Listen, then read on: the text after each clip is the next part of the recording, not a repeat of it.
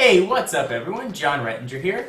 Every now and then I like to take to the streets and ask you guys questions. Most of the videos I make are things that interest me and that I think that maybe you might like, but very rarely do I stop and ask, what do you guys want?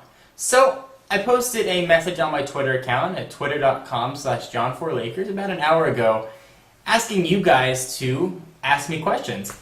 Anything you want to know in technology or my personal life, I'm pretty much an open book. So I picked 9 questions and I'm going to go ahead and answer them for you. I'm going to try and do this series a little more regularly. It gives you guys a chance to get to know me a little bit better, and it helps me understand sort of what things you're looking for in future videos. So let's go ahead and get started. The first question comes from Ty's iPhone Help, really a fantastic YouTuber. Definitely check him out if you haven't. And he is asking, who is your favorite YouTuber other than me? And Ty is actually a good question. You can check out my subscribers box to see who I watch mostly. But some of the bigger name YouTubers that I love and that I watch all the time, I watch SXE Phil's videos. I love SMP Films, Shay Carl. I like all sort of the comedy vlog type things. You know, it's nice to see how people that are talking to the camera do it, see if I can pick up any tips, how they put comedy into their videos, and just see how they interact with their audience. It really is a nice way to, you know, get some ideas, and also it's very enjoyable. I love college humor, barely political, all of those are some of my favorites.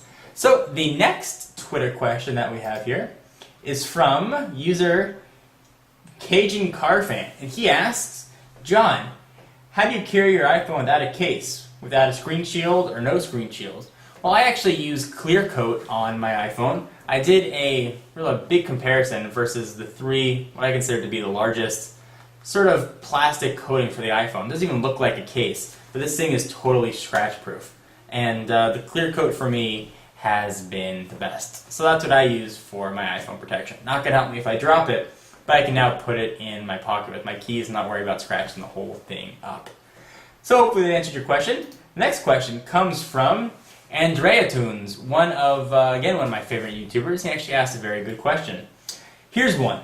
Can non-professional YouTube reviewers compete with professional ones? I think that's an excellent question. You know, I consider myself to sort of walk in between amateur and professional.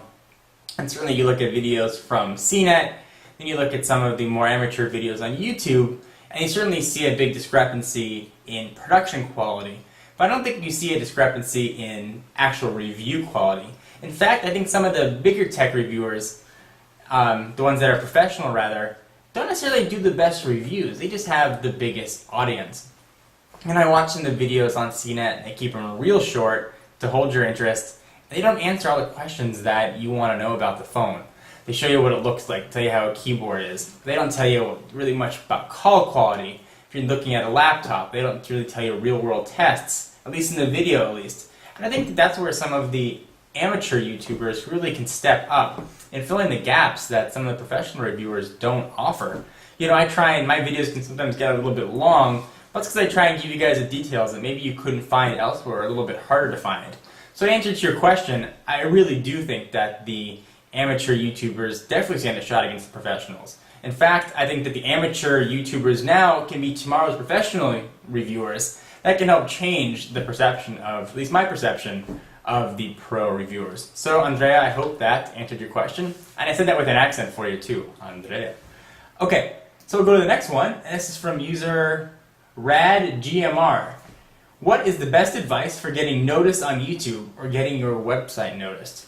And this is really a hard one because I think most of it's just dumb luck. You know, first things I don't recommend, don't email people asking them to subscribe to you. Don't post your video on other people's websites or YouTube channels. It's just going to get you marked as spam. And for most of the common viewers, they're going to find it a little bit annoying.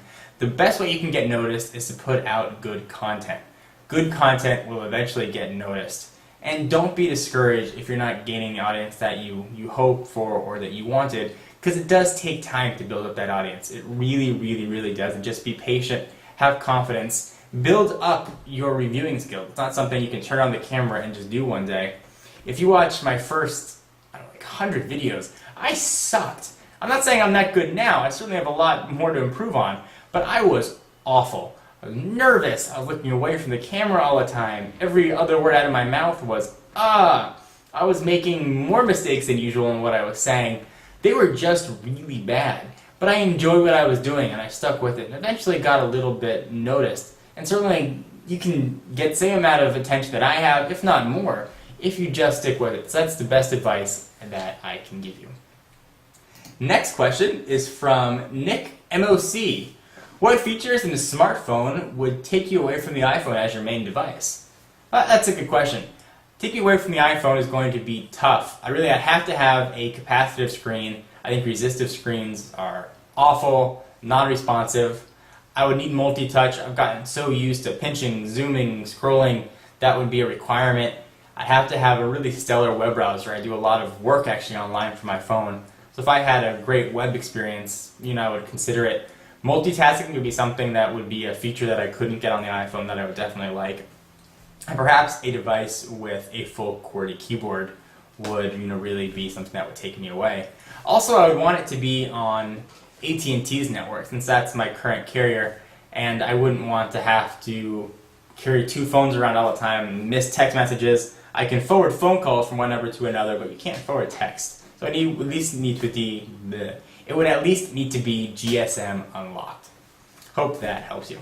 So the next question is from Cell Phone Mern. What advice would you give to a 17-year-old boy who wants to break into YouTube market with a vlog show? Well, my advice would be very similar to the advice that I gave for getting noticed. First, stick with it. If you're 17 years old, that means you're still in school. Focus on your studies first. The best advice I can give to anybody is get an education. They might not ask you, being a tech reviewer, how to do geometry problems or physics or biology. But doing that work and learning it's going to help shape the way you think in the future. So education would be the first thing I would say if you're still in school. The great Al DeBlasi once told me, and I know he tells some of his audience, if you're in school and you're not an A student, you have no business being a tech reviewer in the first place. Study, learn what you need to learn, and then when you're achieved that level of academic success, then start trying to achieve some technology reviewing success. But assuming that you are doing that, assuming that you are an A student and learning everything you can, the advice that I would give to really get noticed would be find something that determines or that separates yourself from the pack. There are a lot of people that just talk to a camera, give kind of verbatim what's on a package, and don't really offer anything unique. Find something unique that you can offer. Maybe infuse some comedy. Maybe infuse, costumes. Whatever it might be, you need a hook. It's a very crowded marketplace right now. So that would really be my short-term advice for you. The next question comes from Aflam. APHILAM. If you had the option to get a Palm Pre or an iPhone, which would you get? Well, I had a Palm Pre and I have an iPhone, and I gotta tell you, if the Pre was GSM, I would have been really hard-pressed to get rid of it. I loved having multi-touch on it. I loved being able to multitask. I loved the physical keyboard. I liked the way the phone felt in my hand. It was fun to use. It was enjoyable. Call quality was fantastic. My advice for you guys is I think they really are on an even playing field, and you know how much I love the iPhone, so that's high praise for the Pre. I think it's only going to get better as the software and the operating system matures. So I would say see where you get better coverage. If you have better AT&T coverage, go with the iPhone. Better Sprint coverage, go with the Pre. If you get the same coverage, it's really going to come down to personal preference.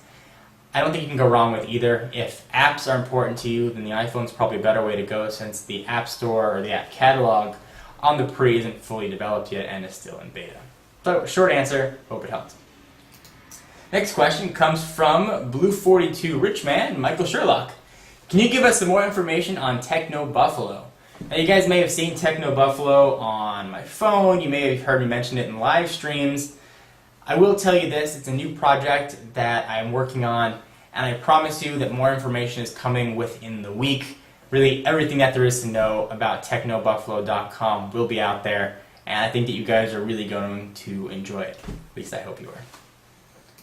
Next question comes from Kayak Kid 613. What were some of your childhood nicknames?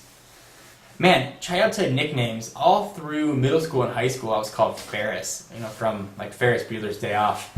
I was very fast talking to my teachers, and I was always trying to, pull something, I guess. So I had that nickname, and it kind of carried through with me even through college. Was the biggest one that I had. Because my name is John Rettinger, I was called JR, or because of Rettinger, I was called Rhett. I was called a lot of other nicknames too that I probably can't say on camera, but those were the big ones. And the last question comes from Stock Sage out of the Netherlands. Question: do you get to keep all the product companies send you? Because it seems like you have 635 phones. Well, the answer is no, I do not get to keep all the products. Some I do. Most of the phones I keep, or most of the phones that I get to review, I keep for 2 weeks, 3 weeks, and then I send back to the carriers. They're primarily just demo units. Some of the other products I do get to keep if I review them. If it's a product that I particularly like, I may ask to keep it. If it's something that I have no interest in, then generally I will send it back. So guys, hope this answered some of your questions. I could have answered many, many, many more, but in the interest of brevity, I had to kind of cut it. So please keep sending stuff over to Twitter. I love to talk to you guys. My username is twitter.com/John4Lakers. I'll put a link up in the sidebar, which is probably one of these directions. Anyway guys, for exclusive content, check out Twitter as I just mentioned, and I will see you, or you'll see me rather, in the next video. Bye-bye.